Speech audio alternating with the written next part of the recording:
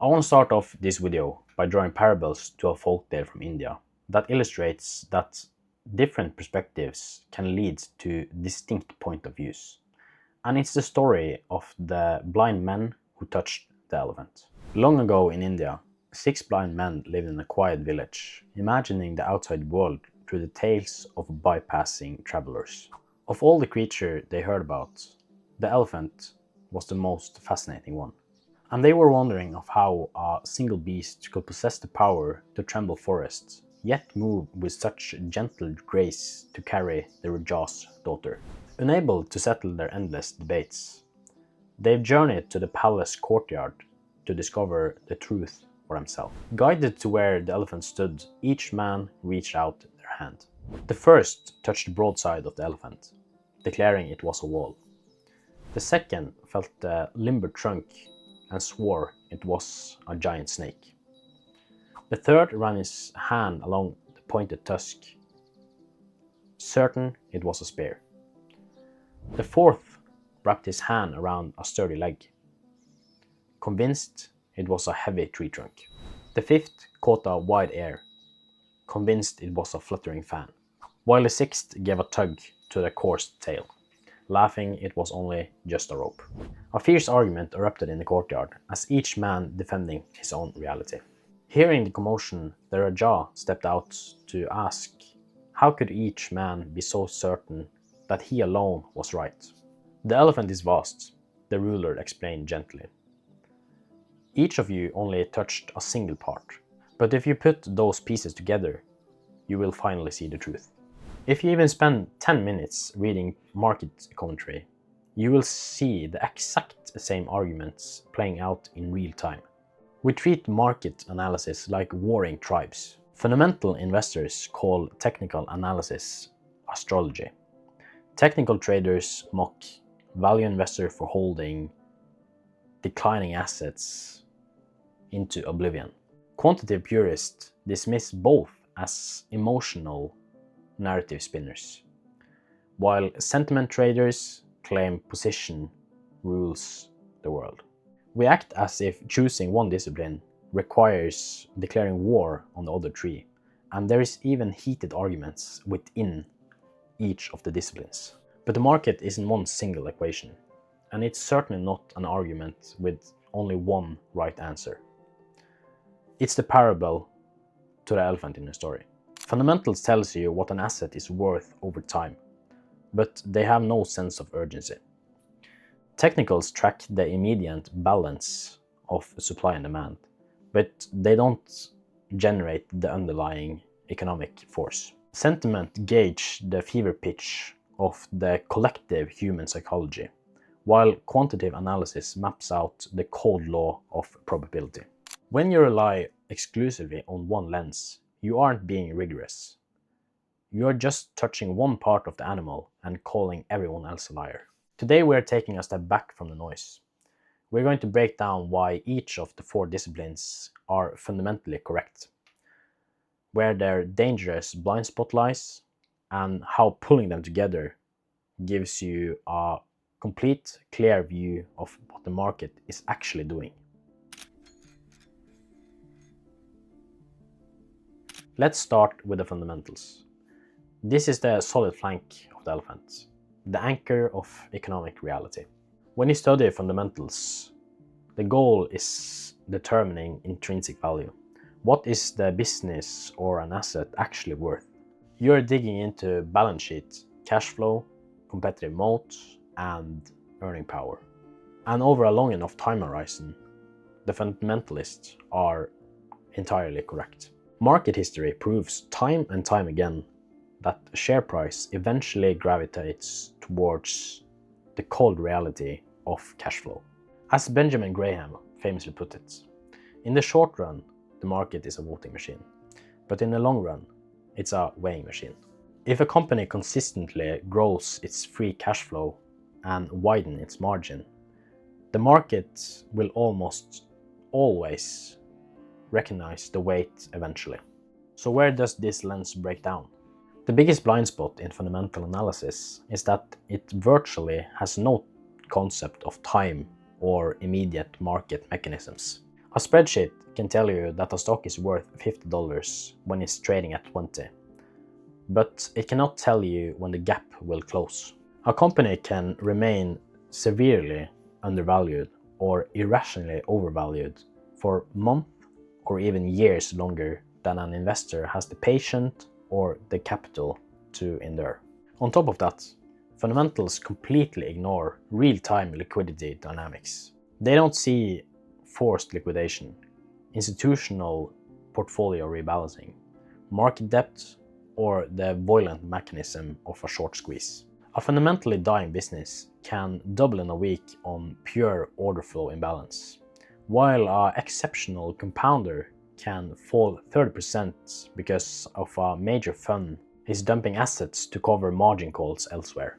In short, fundamental analysis is incredible at spotting what to buy or avoid, but it's terrible at answering when.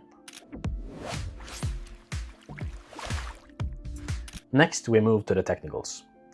If fundamental analysis are the slow-moving weight of the beast, technical analysis is the immediate movement, the active push and pull happening on the screen right in front of you. When you're opening your charting software and you're watching candles and volume print in real time, you are looking at an auction mechanism. In short term, prices aren't set by discounted cash flow or quarterly reports. They are determined entirely by immediate supply and demand. Every chart is essentially a visual record of market memory.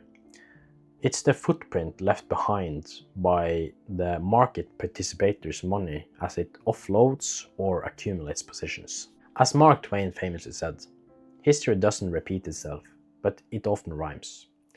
Technical analysis relies on rhythm, identifying repeatable human behavior, support, resistance, and liquidity to gauge what statistically are going to happen next. So where does the chart fail us? The fatal flaw of pure technical analysis is that charts cannot anticipate a structural regime shift. A perfect head and shoulders breakdown or a textbook breakout pattern means nothing the second an unexpected earnings report drops. A central bank shift interest rates, or an unpredictable geopolitical headline hit the tape. When a macro shock arrives, our historical support level can vanish in seconds. There's also the constant danger of curve fitting or confirmation bias.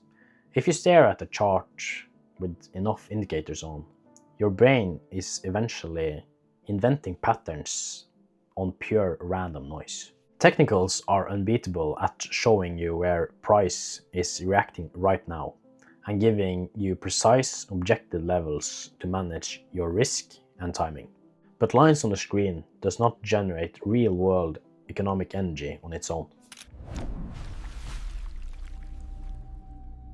That brings us to the mirror of human psychology, sentiment analysis. Whether we like it or not, markets are not cold, rational, calculating machines. They are driven by living, breathing human beings, navigating fear, euphoria, and institutional career risks. When fund managers are terrified of lagging behind their benchmark, FOMO kicks in. When panic sets in, liquidations cascades regardless of price. By analyzing sentiment, you are measuring the emotional temperature in the room and uncovering how the crowd is actually positioned. When consensus becomes completely one-sided, like record-breaking interest rate or retail traders blindly over-leveraging into a vertical rally, it creates massive asymmetric opportunities. It is like watching an archer pull a bowstring back to the absolute limit. The tension is so extreme that even the smallest unexpected catalyst will release a violent move into the opposite direction. So where does sentiment mislead you? The hardest part of sentiment is that extreme can always get more extreme, and euphoria can morph into full-blown mania that defines gravity for months, and widespread terror can grind markets downwards far longer than any contrarian model predicts. predicts. Fighting a powerful momentum trend simply because a sentiment gauge looks overbought is one of the fastest ways to get run over. On top of that, human psychology is a mess. Unlike looking at a balance sheet or a price chart, getting clean, reliable data on real positioning requires digging through commitments of trade reports, option skews, puts, call ratios, and institutional fund flows. Sentiment acts as a thermostat. It tells you when the market environment becomes dangerously overheated or freezing cold, but it won't tell you the exact second the temperature snaps back to normal. Finally, we arrive at the fourth lens, quantitative analysis. This is where mathematical, heavy data, and market microstructure take center stage. The core philosophy of the quant approach is simple. You strip away human ego, emotions, and narrative storytelling entirely. Instead of debating corporate stories or reading candlestick patterns by eye, quantitative analysis relies on rigorous statistical backtesting, factor exposure like value, momentum, and quality, and systemic risk management. The goal is to uncover mathematical anomalies, historical probabilities, and mean reversion tendencies that human intuition simply cannot process at scale. It sounds like the holy grail on paper, but in reality it's far more fragile. A quantitative model is only as smart as the historical data it was built on. When a fundamental market regime shifts, say moving from a decade of near zero interest rates into an unexpected inflation shock, historical correlation breaks down instantly. Relationships between assets that held true for 20 years can invert overnight, exposing systems to devastating tail risk. There is also the silent trap of overfitting. If you torture a historical dataset long enough with complex parameters, you can build an algorithm that looks flawless on paper, only to watch it collapse in live markets because it was trading statistical noise rather than a genuine, persistent edge. In short, quantitative analysis contains the statistical guardrails and the cold objective probability that keeps your cognitive bias in check. But code cannot anticipate a world it has never seen before. When you take a step back and look at the four disciplines side by side, you realize that they aren't competing ideologies at all. They are simply four different instruments on the exact same dashboard. The moment you let go of market tribalism and build an integrated framework, your entire perspective shifts. Instead of staring at a sudden price spike or a violent sell-off in complete confusion, you can actually diagnose why the market moved the way it did and position yourself accordingly. You aren't trying to build a house with only a hammer anymore. You suddenly have a complete professional toolkit where every tool does exactly what it's designed to do. You use fundamental analysis to answer the question, what has genuine value? Separating real cash compounders from speculative illusions. You layer on technical analysis to answer the question of when, giving you precise market structure, timing, and clear risk levels, so you don't have to step in front of a falling knife. You look at sentiments to measure the psychological tension in the room, warning you when the crowd is dangerously overextended on one side of the trade, and anchor it with a quantitative mindset, using statistical probability and disciplined risk parameters to keep your own emotions from hijacking your decisions. None of these disciplines exist in a vacuum. They constantly blend and reinforce one another. A fundamental catalyst triggers a technical momentum. Shifting sentiments creates algorithmic volume. Quantitative rebalancing forces fundamental repricing. When you synthesize them into one coherent view, you stop arguing what the elephant looked like, and you finally see the whole picture. Before we wrap up, I want to leave you with one final thought. Market dogmatism is expensive. Tying your identity to a single philosophy doesn't make you disciplined. It just leaves you blind to everything else happening outside of your field of view.